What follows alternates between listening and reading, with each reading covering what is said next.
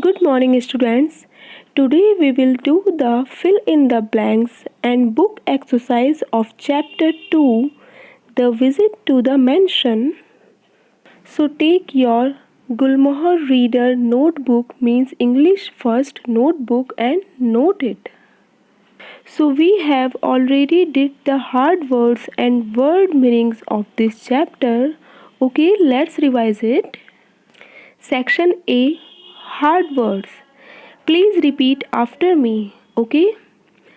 First one is mansion. What? Mansion. Lawrence's.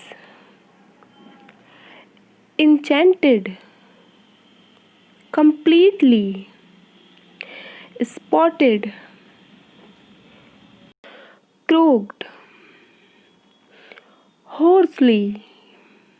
What? Hoarsely. Next one is blancmange. Please repeat after me. Blancmange. Entertain. Trembling. Touched. Neighbors. Delighted. Strangers. And the last one is occasionally. Okay? Section B is word meaning. Number 1 is lonely, means alone. What is the Hindi meaning of lonely? Akela. Okay? Number 2 is sore, means painful. It means दुखता हुआ या पीड़ादायक. Third one is gruff, means rough and low. That means रूखा या कठोर, means रूखी या कठोर आवाज़ के लिए यूज़ हुआ है ये वर्ड यहाँ पर.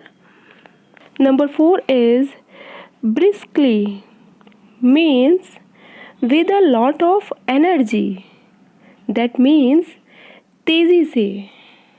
Number 6 is befriend, means make friends with, means दोस्ती करना या दोस्त बनाना. Number 7 is believe, means trust. It means भरोसा. And the last one is delighted, meaning joyful, means प्रसन्न या खुश.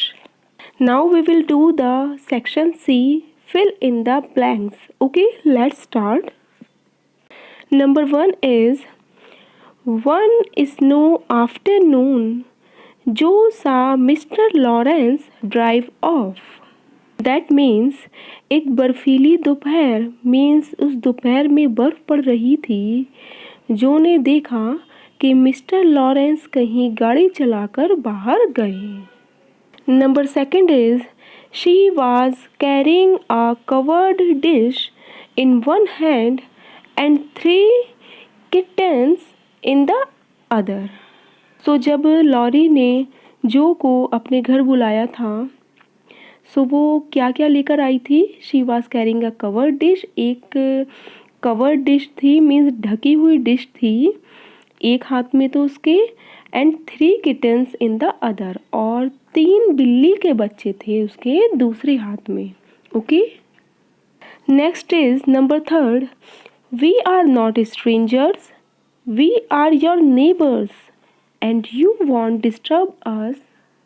हम अजनबी नहीं हैं, हम तुम्हारे पड़ोसी हैं और तुम हमको डिस्टर्ब नहीं करोगे. ये लाइंस जो ने कही थी लॉरी को, जब लॉरी बोल रहा था कि मैं तुमको घर आकर डिस्टर्ब तो नहीं कर दूंगा. सो ये तभी की हैं. Number 4 is he let her examine whatever stuck her fancy. Means उसने जो को देखने दिया था, जो भी उसको विचित्र या जो भी उसको अच्छा लगा था वो लॉरी ने जो को देखने दिया था. And the last one is number 5. Thank you, ma'am, said a gruff voice behind her. That means शुक्रिया मैम, एक रूखी और कठोर आवाज़ ने उसके पीछे से कहा। और ये कौन थे? ये लॉरी के दादाजी थे, mister Lawrence. Now we will do the book exercise. Okay, do it in your notebook. ये वर्क भी आपको नोटबुक में ही करना है। Okay, choose the correct answers to complete these sentences. इन सेंटेंसेस के लिए आप सही उत्तर को चुनिए। Okay, let's start.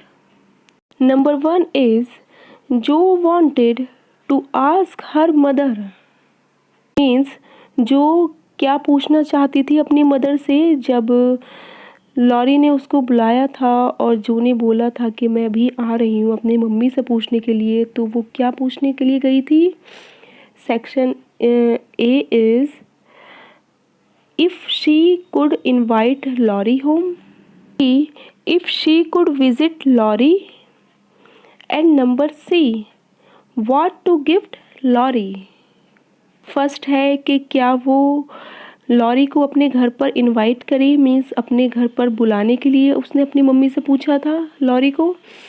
या फिर सेकंड है if she could visit Laurie, कि क्या वो लॉरी के घर जाए। एंड थर्ड है what to gift Laurie, Laurie को क्या गिफ्ट दे। So B is correct. वो पूछने गई थी कि क्या वो लॉरी के घर जा सकती है। सो नंबर जो ये बी है वो करेक्ट है, इस पे आप टिक कर दीजिए। Number second is Laurie started cleaning and arranging things in his room because, Laurie ने स्टार्ट कर दिया था अपने घर को साफ करना और सारी चीज़ों को अरेंज करना। क्यों किया था ऐसे उसने? क्योंकि his grandfather had asked him to clean his room, कि उसके दादाजी ने ये बोला था कि जो रूम है उसको साफ करो।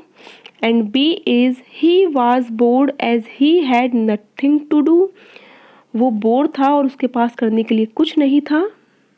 या C he wanted it to look good and ready for his guest Joe, वह चाहता था कि वह अच्छा दिखे और तैयार रहे अपने मेहमान के लिए, जो मेहमान थी जो। बिल्कुल सही है ये। अगर आपने स्टोरी अच्छे से सुनी होगी तो आपको पता होगा कि जब जो पूछने गई थी अपनी मम्मी से तो फिर जल्दी जल्दी लॉरी ने अपने घर को साफ करना शुरू कर दिया था, रेडी हो गया था वो। So this is correct, section C. Okay, tick it. Number third is Joe felt sorry for Laurie because, Joe को लॉरी के लिए बुरा लगा था। क्यों बुरा लगा था? क्योंकि A his grandfather never talked to him, उसके जो दादाजी थे उससे कभी बात नहीं किए थे। Number B is he was unwell and lonely while she had fun with her family, या लॉरी जो था वो अकेला था, उदास था, जबकि वो अपनी फैमिली के साथ बहुत खुश थी। या फिर सी he did not want to read all the books he had, means क्योंकि वह सारी किताबें वो नहीं पढ़ना चाहता था जो उसके पास थी। So number B is correct, he was unwell and lonely, क्योंकि वो अकेला था और जबकि जो थी वो अपने घर पर अपनी फैमिली के साथ खुश थी।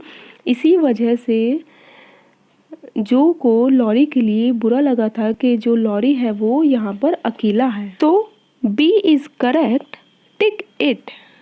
And the last one is Joe started dancing when they reached the library because, Joe ने डांस करना शुरू कर दिया था जब वह लाइब्रेरी पहुँची थी। क्यों? क्योंकि A extremely happy to see the innumerable books, pictures, statues, tables and the great fireplace there, means क्योंकि वह इतनी सारी अनगिनत किताबें, तस्वीरें, स्टैच्यूज, टेबल्स और जो आग जलाने वाला जगह है उसको देखकर बहुत ज़्यादा खुश हो गई थी। इसलिए वह डांस करने लगी थी। B. Her dream of visiting the mansion had finally come true. उसका सपना जो था विजिट करने का मैंशन में, बड़े से इस घर में, वो फाइनली पूरा हो गया था। या number C, she would not have to meet old mister Lawrence in the house. Means वो बूढ़े मिस्टर लॉरेंस से घर में मिलना नहीं चाहती थी। So the answer is a, she was extremely happy. हाँ, वो बहुत ज़्यादा खुश हो गई थी जब लॉरी उसको लाइब्रेरी लेके गया था, और लाइब्रेरी में उसने बहुत सारी अनगिनत किताबें, पिक्चर्स, स्टैचूज़, टेबल्स और ग्रेट फायर प्लेस देखा था। सो वो डांस करने लगी थी। This one is correct, so tick it. Okay, it's completed, and if you don't listen this story, please listen it. Means अगर आपने ये स्टोरी अभी तक नहीं सुनी है तो प्लीज़ सुन लीजिए, जिससे आपको ये बुक एक्सरसाइज करने में और क्वेश्चन आंसर्स आगे करने में बहुत ज़्यादा हेल्प मिलेगी। Okay students, so bye, have a nice day, thank you.